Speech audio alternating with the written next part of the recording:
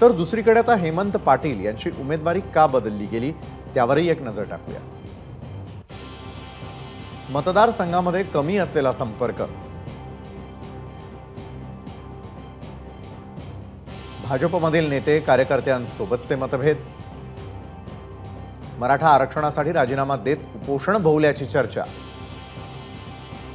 युतीमध्ये सोबत असताना निर्णय घेण्यासाठी भाजपच्या लोकांना विश्वासात न घेणं। तर याच संदर्भात बाबूराव कदम कोहळीकर नेमकं काय म्हणाले पाहूयात।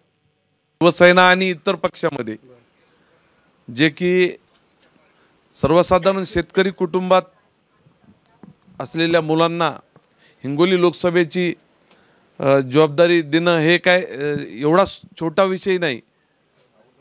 आणि बाकीच्या पक्षाकडे आपण बघा किती गडगंज श्रीमंत लोक असतात आणि सर्वसाधारण माणसाला फक्त शिवसेना आणि एकनाथ शिंदे साहेबच एवढं धाडस करू शकतात, दुसरा अन्यथा कुठलाही पार्टीतली मंडळी करू शकत नाही। भाऊक झालाय तुम्ही?